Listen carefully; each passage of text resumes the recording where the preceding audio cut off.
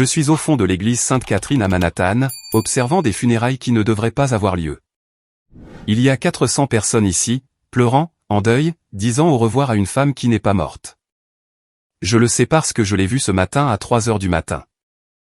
Je lui ai parlé. Elle respirait. Et maintenant, son fils est là-haut et fait son éloge funèbre, parlant de la laisser partir en paix. Et je sais que tout est un mensonge. Je m'appelle Peter Young. J'ai 52 ans et je suis concierge à l'hôpital Mercy dans le Upper East Side de Manhattan. Je nettoie les sols et vide les bassins de lit depuis 30 ans. 30 ans d'invisibilité. 30 ans de gens me regardant comme si j'étais un meuble. 30 ans de « et, vous avez raté un endroit, et, pouvez-vous nettoyer ça, sans jamais entendre, merci, ou, comment allez-vous » Je ne m'en suis jamais soucié. Pas vraiment. Un travail honnête est un travail honnête. Et j'étais fier de ce que je faisais. Fier d'avoir maintenu cet hôpital propre et sûr. Fier d'avoir élevé ma fille Sarah avec un salaire de concierge après le décès de ma femme quand Sarah n'avait que 3 ans. Mais il y a eu des nuits, beaucoup de nuits, où je restais éveillé dans mon petit appartement du Queens, écoutant les voisins du dessus se disputer, et je pensais à la vie que je n'avais pas vécue. Le diplôme de chimie que je n'ai jamais poursuivi. La carrière de chercheur que je n'ai jamais eue.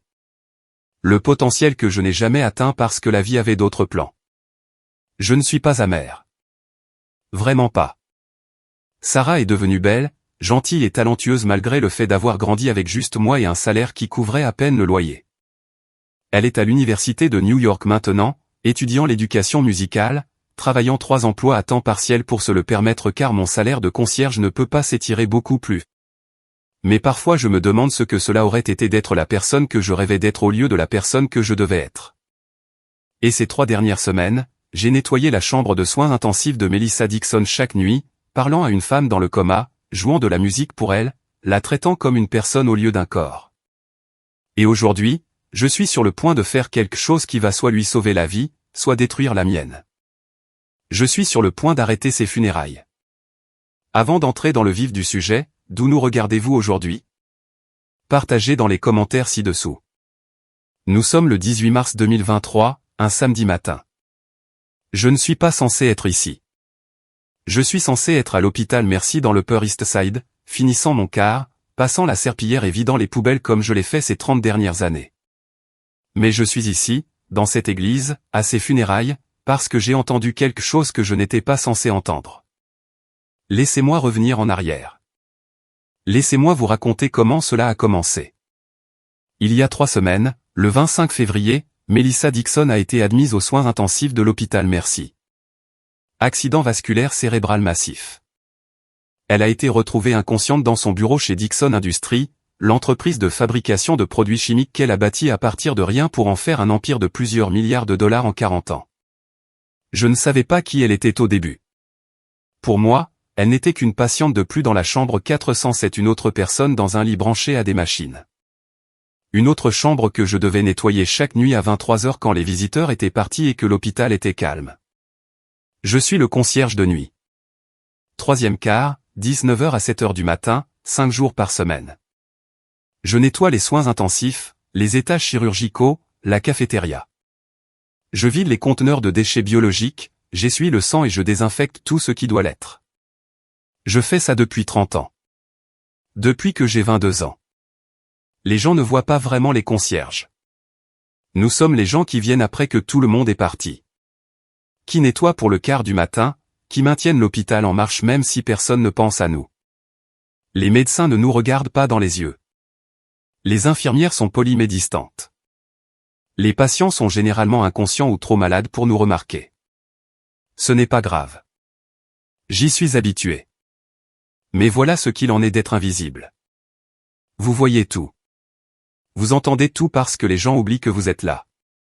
La première nuit où j'ai nettoyé la chambre de Melissa Dixon, elle était seule, complètement seule. Pas de famille, pas de visiteurs, pas de fleurs, pas de cartes, juste des machines qui bipaient pour la maintenir en vie, et l'odeur antiseptique de l'air de l'hôpital. L'infirmière de service, Jessica Rodriguez, 28 ans, aux yeux gentils, du genre à se souvenir des noms des concierges, vérifier les constantes quand je suis entré avec mon chariot à 23 heures. Vous pouvez nettoyer, dit-elle sans lever les yeux du dossier. Elle est stable, coma profond, pas encore d'activité cérébrale. La famille essaie de décider quoi faire. J'ai hoché la tête. J'ai commencé ma routine. J'ai vidé la petite poubelle. Rien dedans. Elle n'avait pas eu de visiteurs pour générer des déchets. J'ai passé la serpillière avec le désinfectant qui donne à toute une odeur de faux citron. J'ai essuyé les surfaces, la table roulante, le rebord de la fenêtre, les bras de la chaise des visiteurs où personne n'avait été assis. Routine standard. J'avais nettoyé des centaines de chambres d'unités de soins intensifs en 30 ans. Je connaissais chaque recoin, chaque surface, chaque protocole. Mais quelque chose m'a fait m'arrêter cette nuit-là. Peut-être était-ce le silence complet à l'exception des machines. Peut-être était-ce son apparence si paisible, pas comme la mort, comme le sommeil. Comme si elle pouvait ouvrir les yeux à tout moment et demander où elle était. Peut-être était-ce la solitude qui planait dans l'air comme de l'humidité. Ou peut-être était-ce parce qu'elle me rappelait un peu ma propre mère, pas par l'apparence. Ma mère était portoricaine, cheveux foncés, visage rond, rien à voir avec cette femme blanche aux traits aigus et aux cheveux gris blonds. Mais par la façon dont elle était allongée là, digne même dans l'inconscience. Ma mère avait été pareille quand elle était morte d'un cancer il y a 15 ans. La dignité même quand tout lui était enlevé. Comment s'appelle-t-elle, ai-je demandé à Jessica. Jessica a levé les yeux, surprise. Les concierges ne posent généralement pas de questions. Nous ne faisons pas vraiment partie de l'équipe médicale. Nous sommes juste là. Melissa, a dit Jessica. Melissa Dixon. Elle est apparemment très importante. PDG de Dixon Industries, une entreprise de fabrication de produits chimiques valant des milliards, elle a eu un accident vasculaire cérébral massif, elle est arrivée aujourd'hui, retrouvée inconsciente à son bureau. Elle a de la famille. Un fils, Thomas, la quarantaine, je crois. Il était là plus tôt dans la journée. Jessica a fait une pause, et je pouvais la voir choisir ses mots avec soin. Les infirmières sont douées pour ça. Elles voient tout, savent tout, mais elles sont formées pour être diplomates. Il semblait, stressé, contrarié, évidemment, mais aussi, elle a laissé la phrase en suspens. Aussi quoi? Aussi impatient. Il n'arrêtait pas de demander quand nous saurions si elle allait se réveiller. Il n'arrêtait pas de parler d'arrangement et de décision et d'aller de l'avant. Je ne sais pas. C'est peut-être juste la façon dont certaines personnes gèrent le chagrin. Professionnel, clinique. Ou peut-être, ai-je pensé mais n'ai pas dit, c'est la façon dont certaines personnes gèrent l'héritage. J'ai fini de nettoyer, mais avant de partir, j'ai fait quelque chose que je ne fais pas habituellement. Quelque chose que j'avais arrêté de faire il y a des années après que trop de patients soient morts et que je m'étais trop attaché. J'ai touché la main de Melissa juste brièvement, juste pour lui faire savoir que quelqu'un était là. Sa peau était fraîche, mais pas froide, vivante. Je pouvais sentir son pouls, faible mais régulier, sous mes doigts. « Bonne nuit, Madame Dixon », ai-je dit doucement. « Je vous verrai demain. » Jessica m'a souri en partant. « C'est gentil de votre part, Peter. » Juste par politesse, ai-je dit. Mais c'était plus que ça, et nous le savions tous les deux. La deuxième nuit, j'ai apporté mon téléphone, j'ai joué de la musique classique pendant que je nettoyais. Rien de bruyant. Les hôpitaux ont des règles concernant le bruit, même la nuit. Juste la douce sonate au clair de lune de Beethoven. La même pièce que ma fille Sarah avait jouée à son récital de fin de lycée il y a 4 ans. Le récital où j'avais pleuré dans le public parce que j'étais tellement fier d'elle. Sarah étudiait l'éducation musicale à l'université de New York maintenant, vivant dans un dortoir à Brooklyn, travaillant comme barista, donnant des cours de piano à des enfants le week-end, prenant des quarts dans une bibliothèque universitaire. 3 emplois pour compléter les prêts et les bourses, et la petite somme que je pouvais lui donner de mon salaire. Parfois, j'avais l'impression de l'avoir déçue. Comme si j'avais été plus intelligent, si j'étais allé à l'université, si j'avais eu un meilleur travail, elle n'aurait pas à travailler si dur. Elle pourrait se concentrer sur ses études au lieu d'équilibrer 3 emplois et une charge de cours complète. Mais elle ne s'est jamais plainte. Jamais une seule fois elle n'a dit « Papa, pourquoi n'as-tu pas fait mieux ?» Elle travaillait simplement comme je le lui avais appris. J'ai lancé la sonate au clair de lune. Le doux piano a rempli la pièce silencieuse. Jessica est entrée pendant que je passais la serpillière sous le lit. Elle a fait une pause, écoutant. C'est magnifique, a-t-elle dit. Qu'est-ce qui vous a fait penser à jouer de la musique? Ma fille adore la musique classique, ai-je dit. Elle étudie pour devenir professeure de musique. Et j'ai lu quelque part, peut-être dans l'un de ces magazines de santé gratuits dans la salle d'attente, que les patients dans le coma pourraient être capables d'entendre, que la musique et les voix peuvent aider. Pourraient aider à stimuler le cerveau ou quelque chose comme ça. Je ne sais pas si c'est vrai. Certaines études le suggèrent, a dit Jessica. Nous ne savons pas vraiment ce que les patients dans le coma ressentent, mais je pense que c'est bien, mieux que juste le silence et les machines. Ça ne peut pas faire de mal. C'est ce que j'ai pensé. La troisième nuit, j'ai commencé à lui parler. Pas parce que je pensais qu'elle pouvait m'entendre, ou peut-être parce que j'espérais qu'elle le pouvait. Je ne sais pas. La solitude fait des choses étranges aux gens. Et j'étais seul. Je l'étais depuis longtemps. Bonsoir, Madame Dixon, dis-je en entrant avec mon chariot. C'est Peter, le concierge. Je suis ici pour nettoyer votre chambre. Désolé si le seau à serpillière est bruyant. Celui-ci a une roue qui grince et que je dois réparer. J'ai vidé sa poubelle. Toujours vide. Toujours pas de visiteurs. J'ai commencé à passer la serpillière. Je vous ai joué du Beethoven la nuit dernière. Ce soir, j'ai apporté du Chopin. Ma fille Sarah dit que Chopin est plus émotionnel. Beethoven est plus intellectuel. Je ne connais pas vraiment la différence, mais je fais confiance à son jugement. C'est l'experte. J'ai essuyé le rebord de la fenêtre. Quelqu'un avait laissé les stores ouverts. Dehors, on pouvait voir les lumières de Manhattan, la ville qui ne dort jamais, l'endroit où des millions de personnes vivent leur vie. Tandis que Melissa Dixon gisait ici, suspendue entre la vie et la mort. Sarah est à l'université de New York, ai-je continué. Éducation musicale. Elle veut enseigner aux enfants de l'école primaire. Elle dit qu'elle veut donner aux enfants ce que je lui ai donné, l'amour de la musique. Je ne lui ai pas donné ça, cependant. Je ne peux pas chanter juste. J'aime juste écouter de la musique. Sa mère, ma femme, c'était la musicienne. Elle chantait dans la chorale de l'église. Elle avait une voix d'ange. J'ai fait une pause, j'ai réalisé que je parlais de Rachel. Je n'avais pas prononcé son nom à voix haute depuis des mois. Rachel est morte quand Sarah avait 3 ans. Elle est tombée malade et est partie en 6 mois. J'ai essoré la serpillière, regardant l'eau sale s'écouler. J'ai élevé Sarah seule après cela. J'ai fait de mon mieux.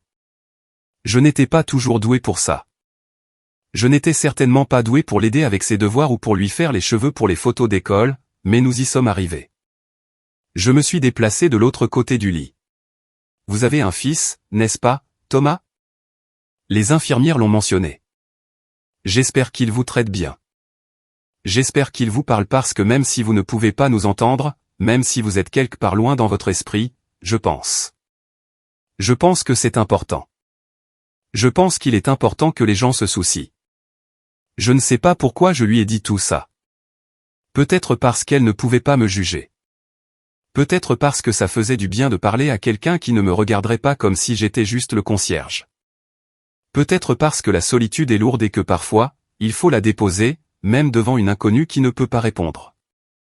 À la fin de la première semaine, c'était devenu une routine.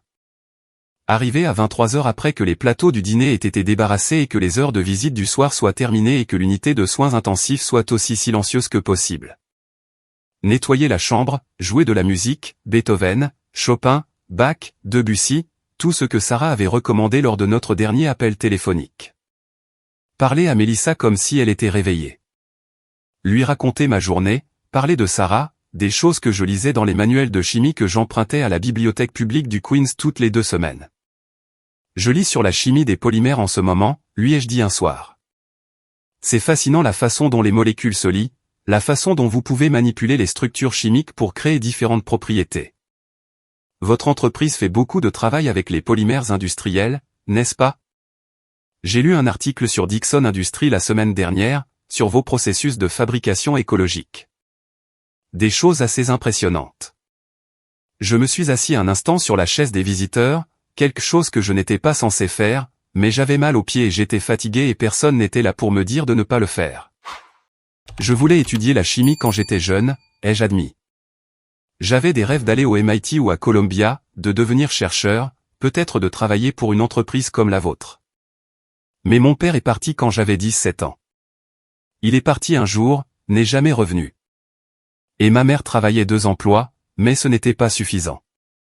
Alors, j'ai abandonné le lycée, j'ai obtenu mon diplôme d'études générales, j'ai commencé à travailler, j'avais besoin d'aider avec le loyer, la nourriture et les factures.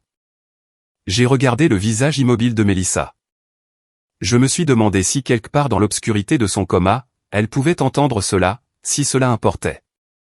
Je ne suis jamais allé à l'université. Je n'ai jamais étudié la chimie au-delà de ces livres de bibliothèque. Je suis devenu concierge à la place. C'est un travail honnête. Je n'en ai pas honte. Mais parfois je me demande ce que j'aurais pu être si la vie avait été différente. Si j'avais eu les opportunités que d'autres personnes avaient. Je me suis levé, je me suis remis au travail. Bref, ça suffit sur moi. Au bout de 2 semaines, quelque chose a changé. Les infirmières ont commencé à murmurer. Le docteur Martinez, le neurologue, est venu plus souvent, a fait plus de tests. J'ai surpris des conversations, du jargon médical que je ne comprenais pas entièrement, mais j'ai saisi des bribes, activité cérébrale accrue, réponse aux stimuli, apparition possible. Bonne nouvelle, n'est-ce pas? Mais ensuite, Thomas a commencé à apparaître plus souvent.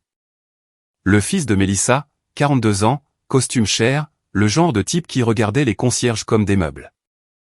Il ne m'a jamais reconnu. Il passait devant moi comme si je n'existais pas. Il restait dans la chambre de sa mère au téléphone, parlant affaires, parlant d'argent, parlant de gérer la situation. Une nuit, je nettoyais devant la chambre 407 quand je l'ai entendu parler au docteur Martinez. Combien de temps encore? La voix de Thomas, aiguë, impatiente. Monsieur Dixon, votre mère montre des signes d'amélioration. Il est possible qu'elle se réveille. Nous devons lui laisser du temps. Du temps?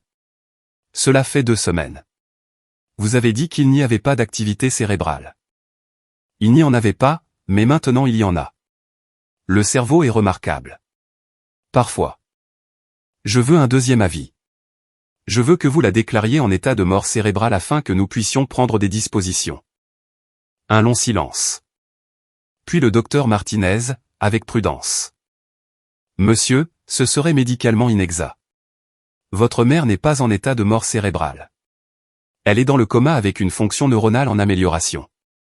Alors gardez-la confortable. Pas de mesures extraordinaires. Comprenez-vous? Un autre silence. Oui, monsieur. J'ai figé devant la porte. J'ai gardé la tête baissée. J'ai continué à pousser ma serpillière. Invisible. Mais j'ai tout entendu. Il y a 3 jours, le 15 mars, je nettoyais la chambre 407 à 23 heures. Comme toujours, Mélissa avait la même apparence, paisible, stable. Les machines bipaient à leur rythme régulier. Je jouais, clair de lune, sur mon téléphone, essuyant la table de chevet quand sa main a bougé. Juste un petit spasme, un doigt à peine perceptible. Je me suis arrêté, j'ai fixé du regard. Madame Dixon, ai-je chuchoté. Rien, mais je jure avoir vu ses paupières trembler. J'ai appuyé sur le bouton d'appel. Jessica est entrée. Je crois qu'elle a bougé, ai-je dit. Sa main et ses yeux. Jessica a vérifié les moniteurs. Tout semble normal. Probablement juste des spasmes musculaires. Ça arrive chez les patients dans le coma. Êtes-vous sûr? Je le noterai dans son dossier, mais essayez de ne pas vous faire d'illusions. Ces choses, elles ne signifient pas toujours ce que nous voulons qu'elles signifient. Mais je savais ce que j'avais vu. 2 heures plus tard, je prenais ma pause dans le placard des concierges au 4e étage quand j'ai entendu des voix dans le couloir. Administrateur, réunion tardive. Le dossier Dixon doit être résolu. Le fils est insistant. Il veut aller de l'avant avec les arrangements, mais le docteur Martinez dit qu'elle s'améliore. Le docteur Martinez peut être outrepassé. Monsieur Dixon a de l'influence. Grand donateur de l'hôpital. Il veut une déclaration de mort cérébrale d'ici la fin de la semaine. Ce n'est pas éthique si elle n'est pas en état de mort cérébrale. Ça dépasse nos compétences. Assurez-vous simplement que les papiers sont prêts. Je suis resté là dans le placard sombre, la serpillière à la main, invisible comme toujours, et j'ai réalisé ce qui se passait. Thomas Dixon allait tuer sa mère pour son argent. Hier, 17 mars, j'ai vu l'avis sur le tableau de l'unité de soins intensifs. Dixon Melissa transférée en soins palliatifs. La famille demande l'arrêt du maintien en vie. Les arrangements funéraires sont en attente. J'ai trouvé Jessica. Que s'est-il passé? Elle s'améliorait. Jessica semblait mal à l'aise. Décision de la famille. Ils ont le droit de refuser le traitement. Mais elle allait mieux. Peter. Elle m'a touché le bras doucement. Je sais que vous vous souciez, mais ce n'est pas notre décision. La famille décide. Je suis allé à la chambre 407. Elle était vide. Le lit était dépouillé, les machines avaient disparu. J'ai demandé à une autre infirmière où Melissa avait été transférée. Elle n'a pas été transférée. Elle est décédée hier soir. Elle quoi? Elle est morte. Peter, je suis désolé. Je sais que vous vous étiez attaché. Quand ont lieu les funérailles? Demain. Église Sainte-Catherine. 10 heures du matin. J'ai quitté l'hôpital, hébété. Je suis rentré chez moi, dans mon petit appartement du Queens. Je n'ai pas pu dormir parce que rien de tout cela n'avait de sens. À 3 heures du matin, je suis retourné à l'hôpital, j'ai utilisé ma carte clé. Les concierges ont accès à tout. Je suis allé à l'aile des soins palliatifs, j'ai trouvé la chambre 802. La porte portait le nom Dixon. Je n'aurais pas dû entrer, mais je l'ai fait. Et elle était là. Melissa Dixon dans le lit, respirant, sa poitrine se levant et s'abaissant, les moniteurs bipant toujours, pas morte, vivante. Je suis resté là pendant 10 minutes à la regarder respirer, mon cœur battant si fort que je pensais qu'il allait me briser les côtes. Elle n'était pas morte. Elle était dans le coma, toujours inconsciente, mais vivante. Ils allaient l'enterrer demain. Ce qui m'amène à maintenant, 18 mars, 10 heures du matin. Église Sainte-Catherine. Je suis au fond dans mon uniforme de concierge. 400 personnes en vêtements coûteux, des fleurs partout, un cercueil fermé à l'avant de l'église. Thomas Dixon est au pupitre et prononce un éloge funèbre. Sa voix est calme, exercée, pleine de fausses émotions. Ma mère était une femme brillante, dit-il. Une pionnière dans son domaine. Elle a bâti Dixon Industries à partir de rien. Elle a tout donné à son travail, à son entreprise, à l'avenir de l'innovation chimique. Et le moment venu, elle nous a enseigné la leçon la plus difficile de toutes. Quand lâcher prise, quand accepter que certaines batailles ne peuvent pas être gagnées, quand choisir la paix plutôt que la souffrance. Les gens pleurent, s'essuient les yeux avec des mouchoirs. Je tremble de rage. Thomas poursuit, hier, ma mère est décédée paisiblement. Elle était prête. Elle s'était battue assez longtemps. Et maintenant, nous honorons sa mémoire en la laissant reposer. C'est alors que je bouge, je descends l'allée centrale, dépassant les bancs remplis de gens, dépassant les fleurs et les bougies et le chagrin coûteux. Thomas me voit venir, s'arrête en pleine phrase. Son visage devient blanc. J'arrive à l'avant de l'église, je me tourne pour faire face à l'assemblée. Elle n'est pas morte, dis-je. Ma voix résonne sous la voûte. Melissa Dixon n'est pas morte. Elle est vivante. Elle est dans le coma à l'hôpital Merci en ce moment. Je l'ai vue ce matin à 3 heures du matin. Elle respire. Son cœur bat. Ses funérailles sont un mensonge. Le chaos. Des gens qui halètent, crient, se lèvent. Thomas se reprend vite. Sécurité. Cet homme est délirant. C'est un concierge de l'hôpital. Il est clairement perturbé. Retirez-le immédiatement. 2 gardes de sécurité s'approchent de moi, mais je tiens bon. Je ne suis pas délirant, dis-je plus fort. Je suis le concierge de nuit à l'hôpital Merci. J'ai nettoyé la chambre de Melissa Dixon toutes les nuits pendant 3 semaines. Je l'ai vérifiée ce matin à 3 heures du matin. Elle est vivante. Elle est dans la chambre 802 de l'aile des soins palliatifs. Appelez l'hôpital. Vérifiez par vous-même. C'est scandaleux. Grogne Thomas. Ma mère est décédée hier. Nous avons un certificat de décès. Cet homme ment. Comme vous avez menti. L'interroge. Comme vous avez fait pression sur les médecins pour qu'ils la déclarent en état de mort cérébrale alors qu'elle s'améliorait. Comme vous avez soudoyé des administrateurs pour falsifier des dossiers afin que vous puissiez hériter de son entreprise. L'église est maintenant silencieuse. Une femme âgée se lève au premier rang. Élégante, des yeux vifs. Je suis Margaret Winters, avocate et amie de Melissa depuis 30 ans. Jeune homme, êtes-vous certain de ce que vous dites? Oui, madame. Complètement certain. Je l'ai vue respirer ce matin. Elle n'est pas morte. Margaret sort son téléphone, appelle quelqu'un, le met sur haut-parleur. Hôpital merci. Comment puis-je diriger votre appel? Ici Margaret Winters, avocate de Melissa Dixon. J'ai besoin de confirmer le statut de votre patiente, Melissa Dixon, actuellement répertoriée comme décédée. Une pause. Des bruits de frappe. Un instant, s'il vous plaît. Plus longue pause. Madame, Melissa Dixon est actuellement dans la chambre 802. Soins palliatifs. Statut, coma. État stable. Le téléphone manque de tomber des mains de Margaret. Elle est vivante, murmure Margaret, puis plus fort. Elle est vivante. L'église éclate. Ce qui s'est passé ensuite a été un flou. La police a été appelée. Thomas a été escorté, criant à propos de poursuites et de calomnies. Margaret a appelé l'administrateur de l'hôpital, a exigé des réponses, a menacé d'une action en justice qui détruirait la réputation de l'hôpital. L'administrateur corrompu, un homme nommé Richard Stevens, que Thomas avait payé $500 000 pour falsifier les registres de décès, a avoué en quelques heures. Thomas avait menacé de retirer toutes les donations de Dixon Industries à moins qu'il ne déclare Melissa en état de mort cérébrale, avait organisé des funérailles précipitées, prévoyait de la crématiser avant que quiconque ne puisse enquêter. Le certificat de décès était faux. Les registres de l'hôpital étaient falsifiés. Thomas avait l'intention d'hériter de Dixon Industries, valant plus de 3 milliards, et de la vendre immédiatement pour rembourser des dettes de jeu qu'il avait cachées pendant des années.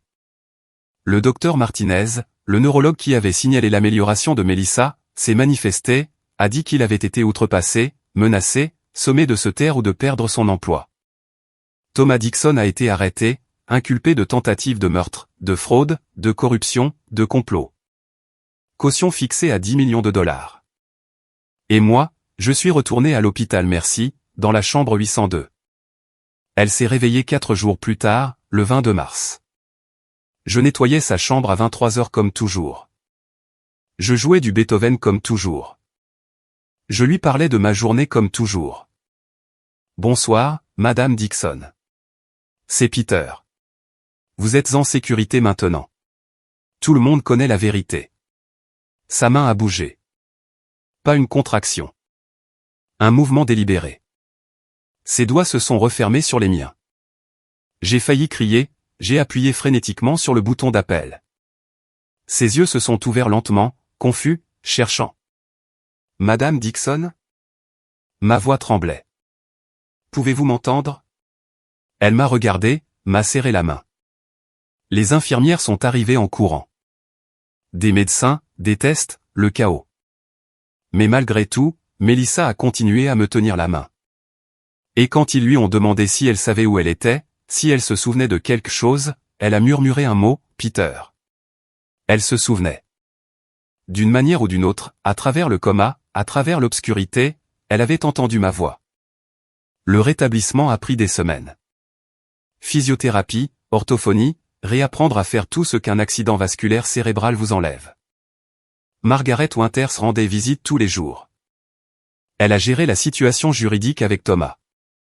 Il allait aller en prison pour longtemps. Elle a géré l'enquête de l'hôpital.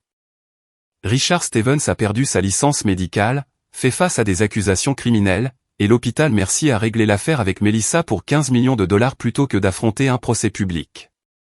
Je suis retourné à ma routine normale, nettoyer les sols, vider les poubelles. Mais un soir de fin avril, j'ai été appelé au bureau de l'administrateur de l'hôpital, le nouvel administrateur, le docteur Patricia Cole, qui avait remplacé Stevens. Monsieur Young, Madame Dixon a demandé à vous voir. Elle sort aujourd'hui. Pourriez-vous aller dans sa chambre? J'y suis allé, toujours dans mon uniforme de concierge, portant toujours ma serpillière. Mélissa était assise dans son lit, vêtue de vrais vêtements, l'air mince, mais vivante. Tellement vivante. Margaret Winters était assise à côté d'elle. Peter, dit Mélissa. Sa voix était encore faible, mais claire. Asseyez-vous, s'il vous plaît. Je me suis assis. Margaret m'a raconté tout ce que vous avez fait. Comment vous avez arrêté les funérailles. Comment vous avez dénoncé Thomas. Comment vous m'avez sauvé la vie. Ses yeux se sont remplis de larmes. Mais ce qu'elle m'a aussi dit, ce que les infirmières m'ont dit, c'est que vous étiez là chaque nuit à me parler, à jouer de la musique, à me traiter comme une personne, pas comme un corps. Vous êtes une personne, ai-je dit simplement. Les infirmières ont dit que vous avez parlé de votre vie, de votre fille, de votre rêve d'étudier la chimie. J'ai senti mon visage rougir. Je ne voulais pas vous ennuyer avec, vous ne m'avez pas ennuyé, Peter. Vous m'avez maintenu ancré à la vie. Je vous ai entendu. Pas tout le temps, pas tout. Mais votre voix, la musique, c'était comme un film tirant de là où j'étais. Vous m'avez sauvé de plus de façons qu'en arrêtant ces funérailles. Elle a tendu la main vers une enveloppe sur la table de chevet. Margaret la lui a donnée. Peter, je ne suis pas une femme qui croit en la charité. Je crois en l'opportunité. Je crois qu'il faut donner aux gens la chance qu'ils méritent. Elle a tendu l'enveloppe. Ceci est pour vous. Je l'ai ouverte. À l'intérieur se trouvait une lettre et un chèque. Le chèque était de $200 000. J'ai failli le laisser tomber. Madame Dixon, je ne peux pas. C'est pour votre hypothèque. Remboursez-la. Vous ne devriez pas avoir à vous soucier du logement pendant que vous poursuivez vos études. Mes études? Vous m'avez dit que vous vouliez étudier la chimie, que vous n'aviez jamais eu l'opportunité. Eh bien, maintenant vous l'avez. Elle a sorti une autre enveloppe. Ceci est une lettre au doyen du département de chimie de l'Université de Columbia. Je siège à leur conseil. Vous êtes admis, Peter. Bourse complète, toutes dépenses payées. Vous commencez au semestre d'automne. Je ne pouvais ni parler, ni respirer. Il y a plus, a poursuivi Mélissa. Une fois que vous commencerez vos études, vous aurez un poste de stagiaire chez Dixon Industries. Rémunéré, dans notre division de recherche chimique. Vous apprendrez des meilleurs. Et quand vous obtiendrez votre diplôme, si vous le souhaitez, un emploi vous attendra. Elle a souri. Un vrai sourire. Et encore une chose, votre fille Sarah, Margaret a découvert qu'elle avait du mal à payer ses frais de scolarité à l'université de New York. C'est réglé. Ses frais de scolarité restants, ses dépenses, tout. Elle peut se concentrer sur le fait de devenir la professeure de musique qu'elle veut être. Des larmes coulaient sur mon visage. Je ne pouvais pas les arrêter. Pourquoi ai-je réussi à chuchoter? Pourquoi faites-vous cela? Parce que vous m'avez vu, Peter, quand personne d'autre ne l'a fait. Quand j'étais invisible pour tout le monde, y compris mon propre fils, vous m'avez vu. Vous m'avez traité avec dignité. Vous vous êtes soucié. Elle s'est penchée en avant. Et parce que vous avez 52 ans, la plupart des gens diraient qu'il est trop tard pour retourner à l'école, pour commencer une nouvelle carrière. Mais je ne le crois pas. J'ai construit mon entreprise quand j'avais 40 ans, quand tout le monde disait que j'étais trop vieille pour commencer. Et je sais que si quelqu'un m'avait donné une chance, avait cru en moi comme vous avez cru que je valais la peine d'être soigné, cela aurait fait toute la différence. Il n'est pas trop tard. Il n'est jamais trop tard. C'était il y a 6 mois. Je suis assis à un cours de chimie à l'Université de Columbia. À 52 ans, je suis l'étudiant le plus âgé de la classe de 30 ans. Mes camarades de classe m'appellent PAPS. Ça ne me dérange pas. Je travaille chez Dixon Industries 3 jours par semaine, travail de recherche, apprenant comment les composés chimiques interagissent, comment les polymères se forment, toutes les choses que je lisais dans les livres de la bibliothèque et que je rêvais de comprendre. Sarah a obtenu son diplôme de l'Université de New York le mois dernier. Elle a trouvé un emploi d'enseignante de musique dans un collège de Brooklyn. Elle a pleuré quand elle a reçu l'offre. Moi aussi. Mon hypothèque est remboursée. Je ne suis plus concierge, bien que je sois toujours reconnaissant pour ces 30 années. Elles m'ont appris que chaque travail compte, que chaque personne compte, qu'être invisible ne signifie pas que l'on ne voit pas. Melissa Dixon est de retour au travail et dirige Dixon Industries. Elle a institué de nouvelles politiques, doublé le salaire minimum de tous les employés, ajouté des avantages sociaux pour les travailleurs à temps partiel, créé un fonds de bourse pour les employés qui veulent reprendre leurs études. Thomas est en prison, 20 ans. Il aura 62 ans quand il sortira. S'il sort. Parfois, je pense à ce matin-là à l'église Sainte-Catherine, marchant dans cette allée, 400 personnes me fixant, le visage de Thomas Dixon devenant blanc. Le moment où j'ai dit, elle n'est pas morte. Je pense à toutes les façons dont cela aurait pu mal tourner. Si personne ne m'avait cru, s'il m'avait jeté dehors. Si Melissa ne s'était pas réveillée. Mais elle s'est réveillée, et ils m'ont cru, et tout a changé. Pas parce que j'étais spécial. Pas parce que j'étais intelligent ou courageux ou quoi que ce soit d'extraordinaire, mais parce que j'étais là. Parce que j'ai fait attention. Parce que j'ai traité quelqu'un avec gentillesse quand personne d'autre ne regardait. Parce que je n'étais pas invisible pour elle, et elle n'était pas invisible pour moi. C'est ça, le fait d'être vu, de vraiment voir quelqu'un. Ça change tout. Ça a changé ma vie. Ça a sauvé la sienne. Et ça m'a rappelé que tout le monde compte. Chaque voix, chaque personne, quel que soit son titre de poste, quelle que soit sa personne, nous comptons tous. Et parfois, les gens que personne ne remarque sont ceux qui changent le monde. Alors, laissez-moi vous demander, qu'auriez-vous fait à ma place? Auriez-vous parlé quand tout le monde pensait que vous étiez fou? Auriez-vous cru ce que vous saviez même quand personne ne vous croyait? Laissez votre réponse dans les commentaires ci-dessous. Et si cette histoire vous a rappelé que la voix de chacun compte, que tout le monde mérite d'être vu, appuyez sur le bouton d'abonnement car le monde a besoin de plus d'histoires comme celle-ci. Des histoires qui prouvent que le courage ne vient pas du pouvoir ou de l'argent. Il vient du fait de se soucier des gens quand personne ne regarde.